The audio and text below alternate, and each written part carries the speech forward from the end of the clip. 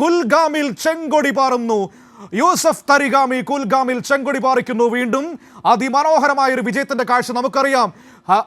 കശ്മീരിലെ ജനങ്ങളെ ബന്ദികളാക്കിയപ്പോൾ അവർക്ക് വേണ്ടി നടന്ന മനുഷ്യനാണ് തരിഗാമി.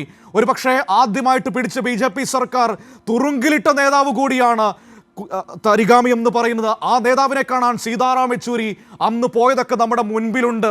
ആ ഓർമ്മകളൊക്കെ സീതാറാം യെച്ചൂരിയുടെ ഓർമ്മകളും കുൽഗാമിലെ ആ മഹത്തായ ലീഡിന് മുന്നിൽ നമ്മുടെ മുൻപിലേക്ക് വരികയാണ്. ഇന്ത്യ സഖ്യം മുന്നേറുമ്പോൾ രാഹുൽ ഗാന്ധി സീതാറാം യെച്ചൂരിയുടെ ഓർമ്മകൾക്ക് മുന്നിൽ പ്രണാമം അർപ്പിച്ച് പറഞ്ഞൊരു കാര്യമുണ്ട്. ഞങ്ങളുടെ ഇടയിലെ പാലമായിരുന്നു യെച്ചൂരി സഖാവ് എന്ന് പറഞ്ഞ രാഹുൽ ഗാന്ധിയുടെ വാക്കുകൾ നമ്മുടെ മുന്നിൽ ഇപ്പോഴും നിൽക്കുകയാണ്.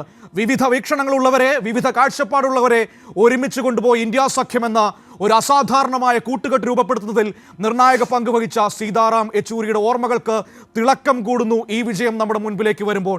അതും വളരെ പ്രധാനപ്പെട്ട തന്നെയാണ്.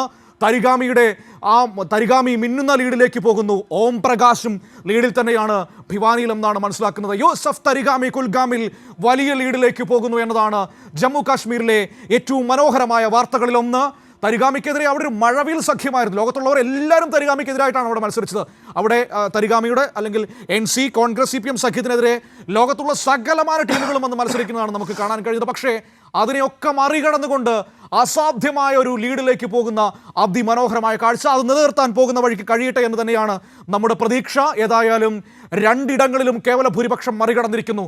അതിൽ തന്നെ ഹരിയാനയിൽ വൻ കുതിപ്പ് നടക്കുന്നു. ഹരിയാനയിൽ BJP കളത്തിലേ ഇല്ലാത്തൊരവസ്ഥയിലേക്ക് കാര്യങ്ങൾ പോകുന്നു.